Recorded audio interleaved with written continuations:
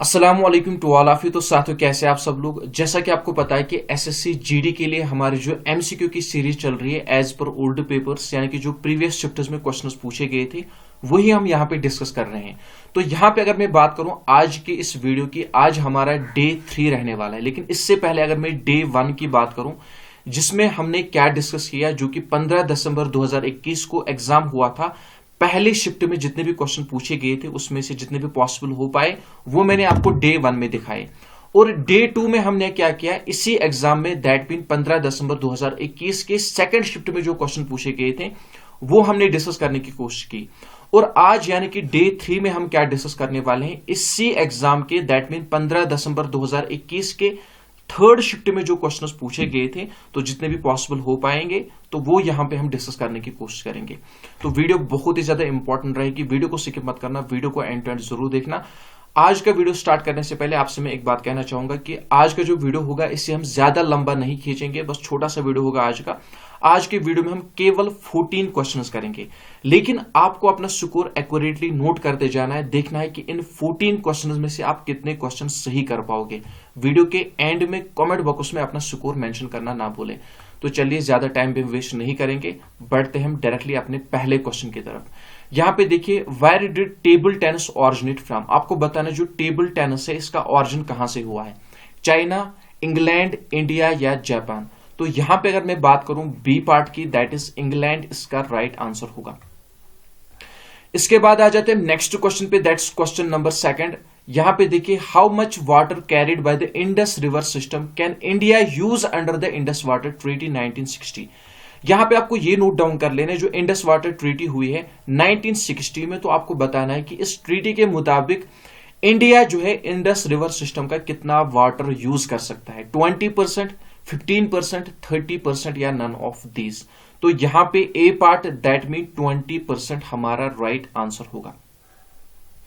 इसके बाद आ जाते हैं नेक्स्ट क्वेश्चन पे, दैट्स क्वेश्चन नंबर 3 पे हम आ जाते हैं। विच of the following states host the annual Surajkund crafts fair. तो यहां पे जो फेयर है, जो मेला है, ठीक है ना, सूरजकुंड नाम से जो जाना जाता है, आपको मुझे बताना है कि इनमें से जो है वो कौन सी स्टेट है जो इसे एनुअली होस्ट करती है, इस फेयर को, इस फेस्टिवल को। उत्तर प्रदेश, हिमाचल प्रदेश, हरियाणा या नन ऑफ दीज। तो यहां पे B part that mean Haryana हमारा राइट आंसर होगा। इसके बाद आ जाते हैं नेक्स्ट क्वेश्चन पे। सॉरी, मैंने हिमाचल प्रदेश को मार्क किया है, ठीक है ना। मुझे लगता है कि मैंने मुंह से हरियाणा बोला और हिमाचल प्रदेश को मैंने मार्क कर दिया। बहुत बार मेरे साथ ऐसा होता है, ठीक है ना।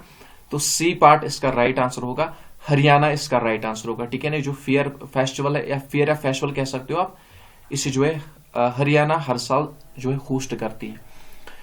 इसके बाद आ जाते हैं क्वेश्चन नंबर 4 पे, that is who among the following. यहां पे क्या हो गया देखिए, who among the following was the court poet of Alauddin Khilji who wrote the famous poem हस्ते बिहिश्त, ठीक है ना, हस्ते बिहिश्त। तो सबसे पहले आपको ये नोट डाउन कर लेने, जो हस्ते बिहिश्त है ये किसके द्वारा लिखी गई है। ये जो है एक फेमस कोर्ट पोएट के द्वारा लिखी गई। वो किसका कोर्ट पोएट था, अलाउद्दीन खिलजी का कोर्ट पोएट था। वो कौन था ये आपको बताना है।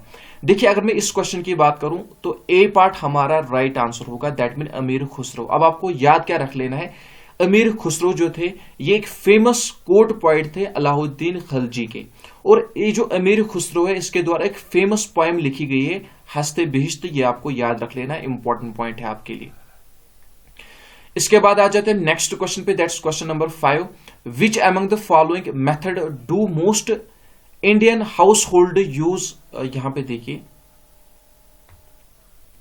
यहां पे क्या होना चाहिए, which among the following method use, do नहीं होना चाहिए, यूज होना चाहिए, या डू भी आप कह सकते हो, लेकिन एप्रोप्रिएट यहां पे होना चाहिए use most Indian house hold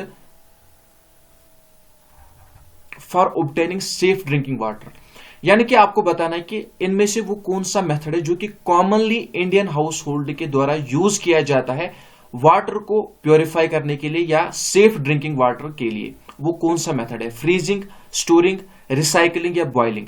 तो यहां पे जो सबसे कॉमन मेथड है दैट्स बॉइलिंग, क्योंकि बॉइलिंग ही एक ऐसा मोस्ट कॉमन मेथड है जिसे हर कोई यूज करता है किसी भी वाटर को ड्रिंकिंग, सेफ ड्रिंकिंग वाटर बनाने के लिए। तो ये जो मेथड है कॉमन मेथड है, आप याद रख लेना।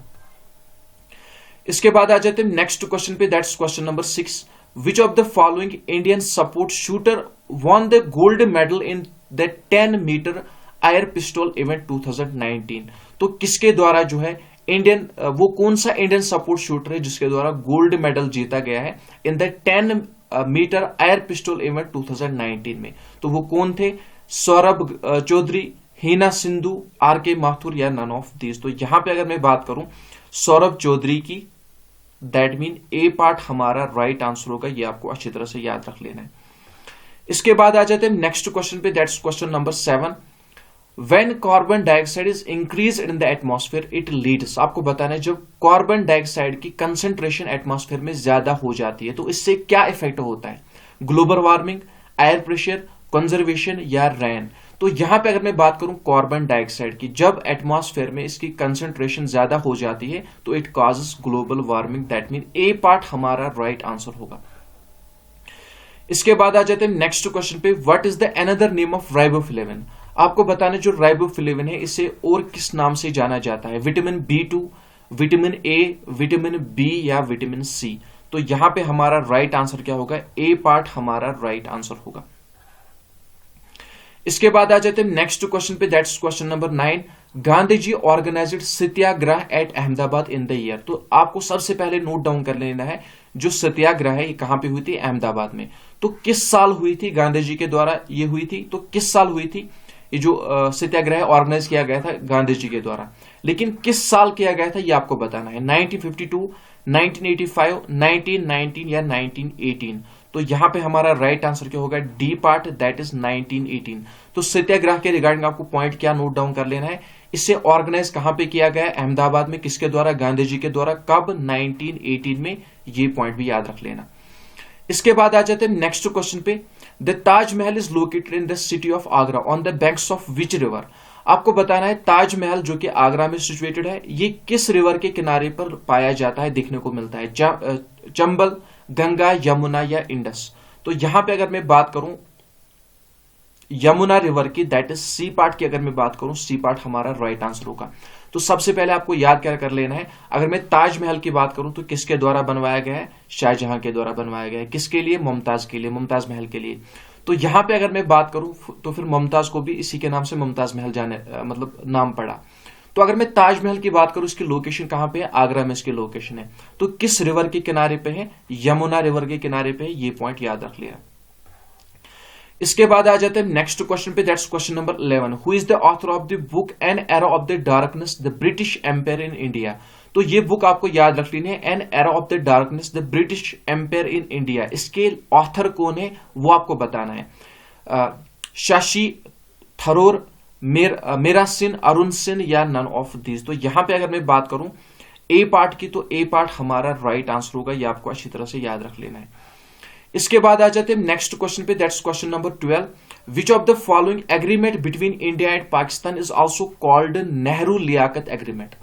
तो देखिए अगर मैं क्वेश्चन की बात करूं यहां पे आपको ये नोट डाउन कर लेना है, जो agreement between India and Pakistan हुआ, लेकिन किसके regarding? Security and rights of minorities. अच्छी तरह से याद रख लेना, ये जो एग्रीमेंट हुआ है इंडिया एंड पाकिस्तान के बीच में, ये एग्रीमेंट किसके रिगार्डिंग हुआ है? Security and rights of minorities. तो इसी एग्रीमेंट को जो है नेहरू लियाकत एग्रीमेंट के नाम से भी जाना जाता है। ये पॉइंट आप अच्छी तरह से याद रख लेना। और आपके लिए होमवर्क है, आपको मुझे बताना है ये जो एग्रीमेंट इंडिया और पाकिस्तान के बीच में हुआ है regarding security and rights of minorities, जिसे नेहरू लियाकत एग्रीमेंट के नाम से भी जाना जाता है, ये कब हुआ है? इसकी डेट आप मुझे कमेंट बॉक्स में बताओगे। इसके बाद आ जाते हैं नेक्स्ट क्वेश्चन पे, that's question number 13। The value of final goods and services produced with in a country is called? तो देखिए सिंपली आपसे जो है ग्रॉस डोमेस्टिक प्रोडक्शन की डिफिनेशन दी गई है, जीडीपी की डिफिनेशन, सिंपल डिफिनेशन दी गई है। GDP is called the value of final goods and services produced with in the country is called. तो सीधी सी बात है, इसे जीडीपी कहते हैं। तो सिंपली यहाँ पे जीडीपी की सिंपल डिफिनेशन आपसे पूछी गई थी। इसके बाद देखिए नेक्स्ट क्वेश्चन है कि अगर मैं बात करूं क्वेश्चन नंबर 14, और शायद हमारा आखिरी क्वेश्चन है। जी हाँ, हमारा आखिरी क्वेश्चन है। तो यहां पे क्या कह रहा है? In which of the following oceans is Torres strait located? तो ये आप मुझे कमेंट बॉक्स में बताओगे। इसका आंसर आपको मुझे कमेंट बॉक्स में करना है। Indian ocean, Arctic ocean, Pacific ocean या नन ऑफ दिस? तो ये क्वेश्चन जो है आपके लिए कमेंट बॉक्स में आपको इसका आंसर करना है। तो आज की वीडियो छोटी सी थी, टाइम ज्यादा नहीं था, दैट इज वाई आज मैंने छोटी सी वीडियो लाई। तो उम्मीद करता हूं कि वीडियो आपको पसंद आई होगी। वीडियो अगर पसंद आए वीडियो को लाइक शेयर जरूर कर देना। चैनल पे जितने भी लोग नए हैं चैनल को सब्सक्राइब करना ना भूले। और हाँ, इससे पहले यानी कि डे 2 में जो हमने क्वेश्चन डिस्कस किए, यानी कि शिफ्ट 2 के क्वेश्चन जो हमने डिस्कस किए, मोस्ट इंपॉर्टेंट है। अभी तक आप में से जिसने नहीं देखे तो आपकी स्क्रीन पर जो वीडियो शो हो रहा है इसे मिस मत करना, इंपॉर्टेंट वीडियो है। जल्दी से जाइए, इस पर क्लिक करके पूरा वीडियो देखिए। तो मिलते हैं नेक्स्ट वीडियो में, तब तक के लिए अपना ख्याल रखना, दुआ में याद रखना। अल्लाह हाफिज, अस्सलामु अलैकुम वरहमतुल्लाहि वबरकातुहू।